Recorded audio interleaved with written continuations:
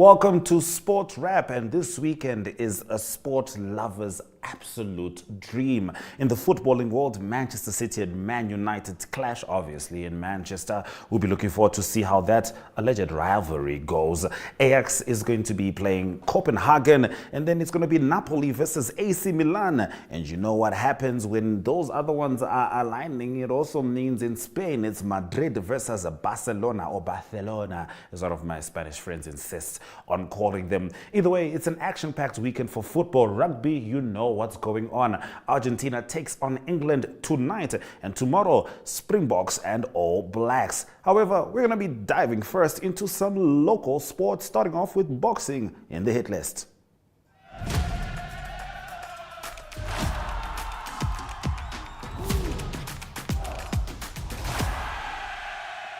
Now, after a disappointing result in the Philippines on the 13th of May this year, Fillipus Nghitumbwa will now face a South African boxer, Thatho Bonakoane, for the vacant WBO Africa Super title. Now, this bout will be very entertaining because both fighters are power fighters. So it's not going to really be about agility. It's about finding that moment to knock your opponent out. So here is Nestor Tobias as well as Nghitumbwa speaking about the fight.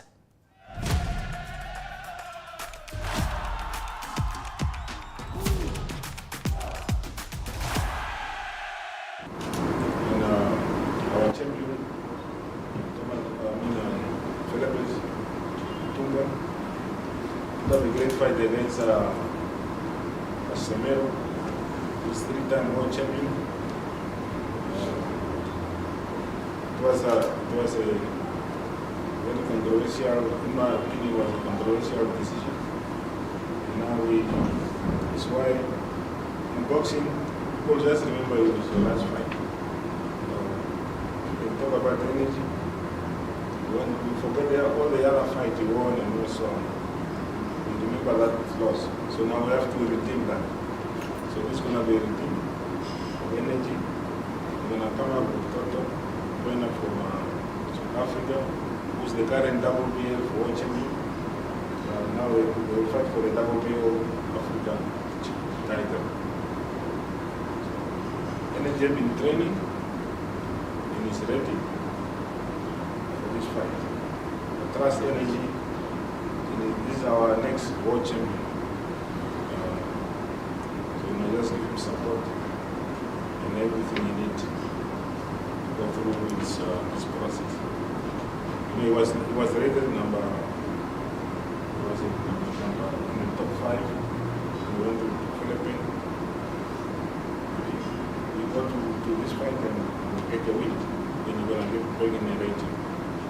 So every boxer wants to fight for the world title.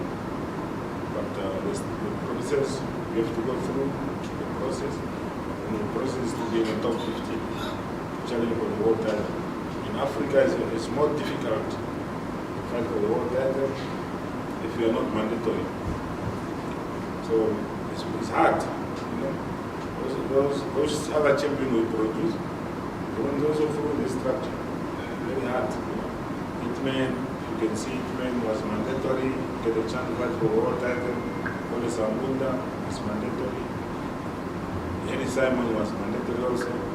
So, because, you know why? Because we don't bring nothing on the table. You know, you want to challenge the world champion. What are you bringing on the table? Zero. See? So, but when you're number one, mandatory, then the champion is obliged to defend against you. Otherwise, they will straighten from the title. So that is a problem we have. So boxing is very expensive, and if you don't have those funds, and you can check. If you can see now the exchange rate of the US dollar, it's killing us. You know? So it's also going to be difficult to promote the WBO Africa titles because their rate is in dollars. Even the referee, judges, have to pay them in US dollars.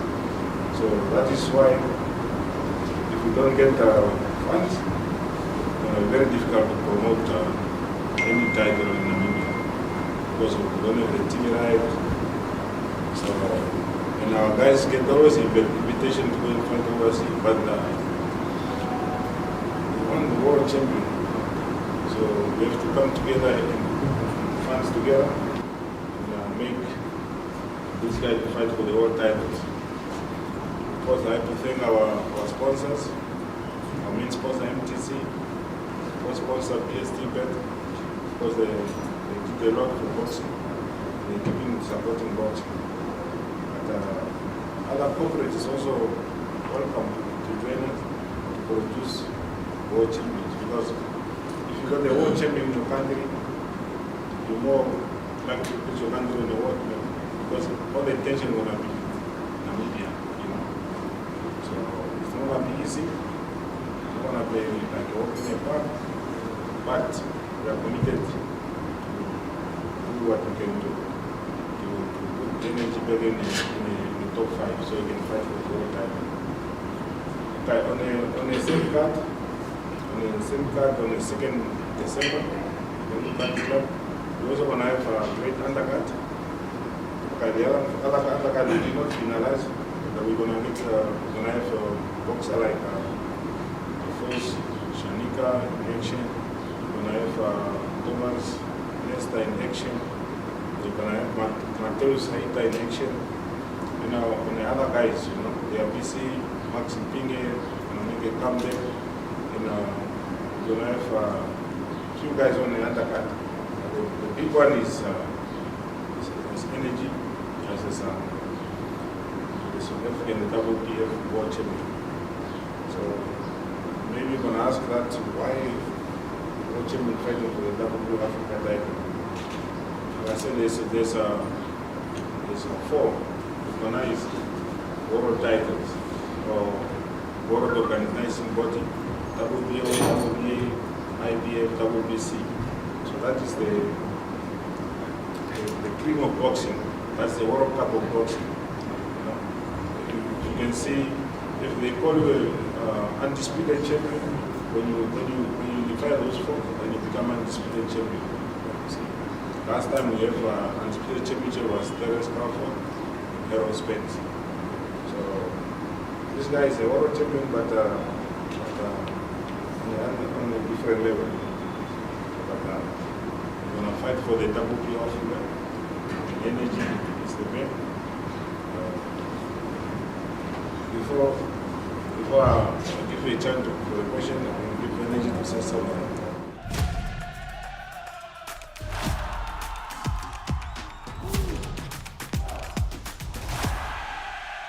I am certainly looking forward to seeing how that boxing match transpires. As I said, they're both power fighters, so expect some big hits if they allow each other to take them. After the break, it's time for the weekend drop.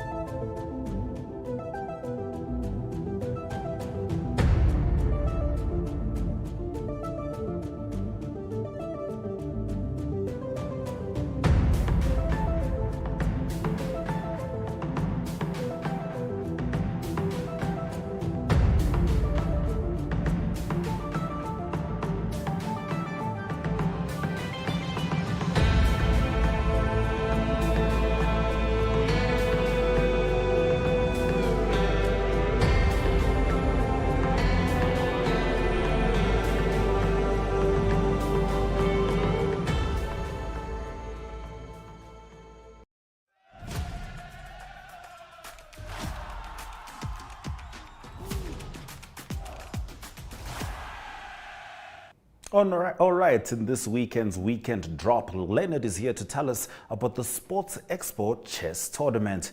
Enjoy.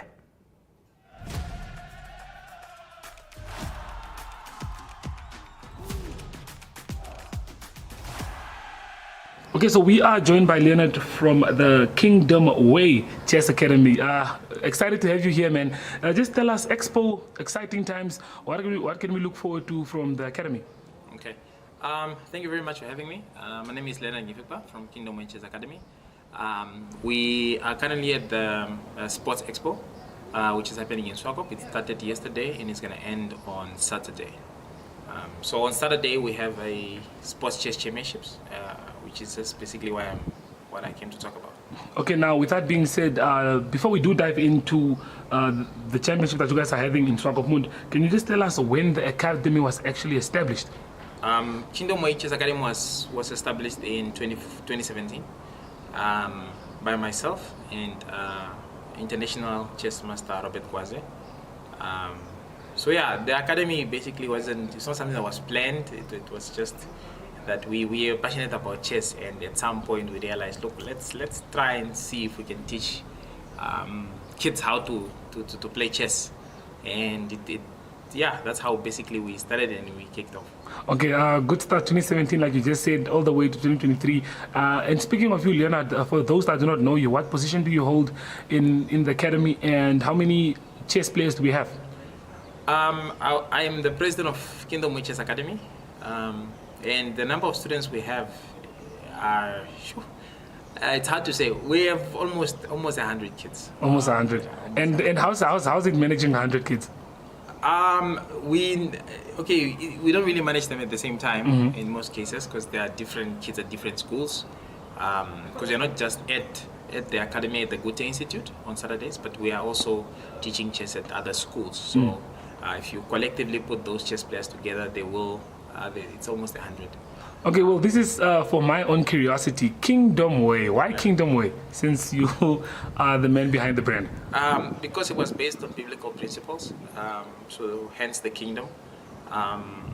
We believe it's the best way to not just conduct business, but to train kids in general. So there are many biblical principles that chess embodies and teaches kids. So that's why Nghitumbwa. Okay, and speaking of chess, you yourself, Leonard, any background? What do you on chess, or are you just there as a spectator? But I'm sure you do play chess yourself. Yes. No, I've been playing chess since I was 12 years old. I was the former junior chess champion of Namibia in 2012, and since then I have several chess titles on my belt. But yes, I definitely play. I'm one of the top 10 chess players in the country. Okay. And I hope to make the national team next year to represent the country. Okay, well, if knowing that you have such a huge chess background, the championship happening at the Expo, what more can you tell us about that then? Who is allowed to enter? Is entries, is it passed? Can people still enter? People can still register for the tournament. The tournament is starting on Saturday, so this Saturday. So people have today and tomorrow to finalize their registration and join the fun on Saturdays. Regarding the tournament, there are sections. There is the open section, which is open to everybody. It's also the toughest section. It has the most money to be won. And then you have the women's section, where it's only ladies allowed to play. So ladies, you have your own section. You can come and play and enjoy yourselves. And yes, there's also the corporate section. Guys from corporate who have not played chess in a long time like yourself, you have to get back into chess, and you're like, look, there's a corporate section for you guys. It's an amateur section, so you can actually take advantage of that section and play other guys from various companies. Yes, there's a junior section as well, which is the under 20s, under 18, under 16 and 14. That's juniors. Then you have under 12s, under 10, under 8, and under 6. These are now the cadets. So there's room for everybody. Okay, there's room for everybody. I felt the corporate one was especially sent out to me also, so I'll definitely take you up on that one. And speaking of competition, what type of competition can we expect, do you think, from the championship? At the moment, the tournament aims to celebrate the culture of sports in Namibia, hence that's why it's at the Sports Expo, as well as to strengthen the level of strength or the level of chess players we have in Namibia. It's a federated event, meaning it's recognized and it's registered with the World Chess Federation. So chess players who are going to participate basically will receive will receive FIDE ratings. So FIDE ratings are ratings that you receive as a chess player. It's a world ranking, basically. Where in the world are you ranking as a player? And then they assign a number to you as well as a ranking. So yeah. Okay, well, with that being said, speaking of prizes, I'm sure you did mention that there are prizes to be won. Can you just run us through there? What can people win and what are the prizes that are for grabs? Because I'm sure people always want to know that. Exactly. The overall prize fund is $64,000 that is distributed amongst the sections. So, of course, between the sections, I can't tell you the exact numbers, but I know that it's a significant amount of numbers of money. As well as there are medals and there are trophies, and we are working on certificates as well. Hopefully they'll be done on time if you guys finish your registrations early. Okay, well, that's just to encourage everyone to sign up early. I mean, 64,000 is definitely a huge amount that's being put up on the table just to now see who falls into what category. But this is now for my sanity. Kingdom Way Chess Academy. Yeah, what do you guys, plans-wise for the year? I mean, the year is done next year. What do you guys still have to offer for the game of chess, and how do you guys plan on helping the game of chess improve in Namibia? Okay. The academy operates in 3 focus areas, which is the development of chess, which focuses on professional chess training. We want to produce as many chess masters as possible, especially the younger generation. And then our second focus is community chess. There are kids in disadvantaged with disadvantaged backgrounds as well as locations. They don't really have access to chess, so we have a community development department or community development program that where we go to various centers in Windhoek, and it will expand to Swakopmund as well as Ondangwa, where we are teaching kids basically how to play chess and train them and give them access to the game of chess. The third focus area is corporate. Corporate has been a long time coming, since 2009, and the reason is you always find people saying, "Ish man, I used to play chess in high school, then I stopped. I didn't really, I want to come back, but so they didn't really have, corporate never had a space to say, this is a corporate community, this is our thing, this is where we come to play chess." So what we do is we are,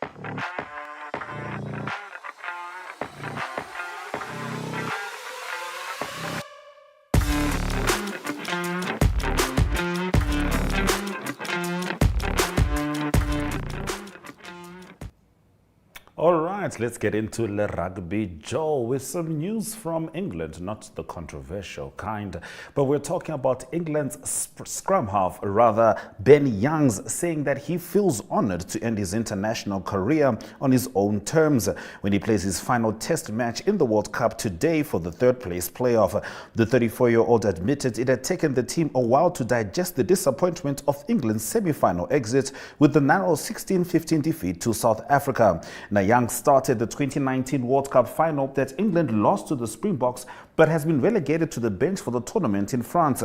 So he is relishing the chance to start against Argentina in his final game and his 127th appearance. That's it from Le Rugby Joe, but here is Ari Hogard with more sport from the globe. But from me, Ashwin Berry, cheers.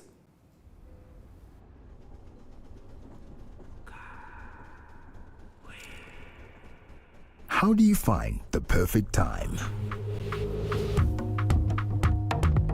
Is it in what we create? Or is perfection a form of art? Can we taste the perfect time?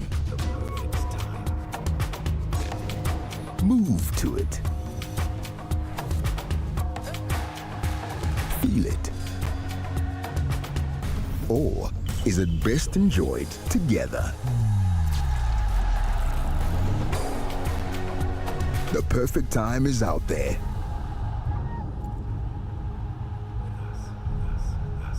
Come with us to find it. Vintage Draft. Perfect time, perfect beer.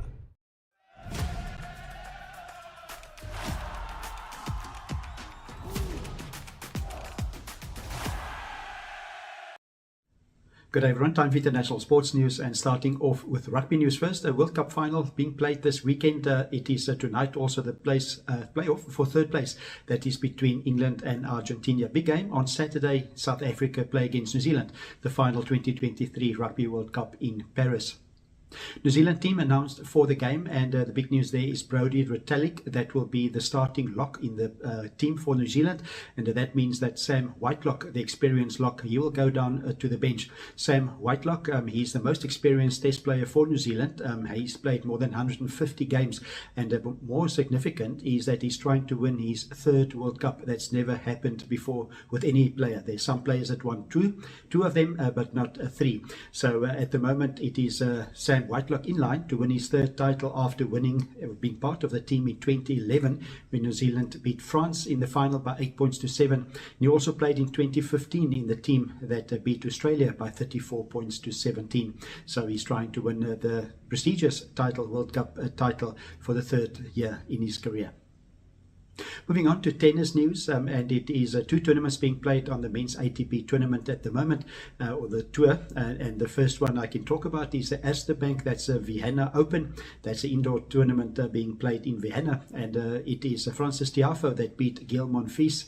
That was in the round of 16. He beat him by 5-7, 6-1 and 6-4. Then also Yannick Sinner, the number 2 seed, still continuing his good run, and he beat Lorenzo Sonego. He's also from Italy. He beat him 6-2 and 6-4. Then also it is the Swiss indoor tournament that's being played in Basel, and the news there from the tournament is that number 1 seed Holger Rune, he safely flew to the next round, to the quarterfinals. He beat Sebastian Bias of Argentina by 7-6 and 6-1. Then a very tough game for number 3 seed Taylor Fritz. He lost that game. He lost to Alex Shevchenko, and that was a tough 3-set. Not many times it happens that they have 3 tiebreaks, but it was Shevchenko that won 6-7, 7-6 and 7-6. Continuing international sports news with motor racing news, Formula 1 Grand Prix. It is the Mexican Grand Prix taking place on Sunday. News from the Grand Prix is that Lewis Hamilton, the 7-time champion, say that there must be more testing for teams that's related to the wear on their skid blocks that's underneath the cars. So it was Lewis Hamilton that was disqualified. Also, it was Charles Leclerc also disqualified for excessive wear on their skid blocks after the US Grand Prix. Only 4 cars that was tested. That was Lewis Hamilton, also Max Verstappen, the winner, Lando Norris and Charles Leclerc. But Lewis Hamilton say more cars needs to be tested. Mexican Grand Prix on Sunday. At the moment, Max Verstappen leading on 460 points on the whole after all the races that's been done in the year so far. He's won the championship already. Then Sergio Perez second, 240 points, and after him Lewis Hamilton on 201 points, the top 3 at the moment. And closing off today's international sports news with soccer news, it is Liverpool that had a good win in the Europa League. That was a midweek game for them. They beat the French Cup winners, so that was Toulouse. They beat them by 5-1 quite convincingly. Liverpool on a good run at the moment. They've won the last 10 games of their 13 games, the last 13 games they've played. Also in the English Premier League, they're challenging. They're in the top 3 at the moment with 20 points after 9 games. And the next game for them will be on Sunday, this Sunday, when they play against Nottingham Forest. That's international sports news for today. Enjoy the Rugby World Cup final on Saturday. And we have more international sports news on Monday. And have a great sport weekend. Goodbye.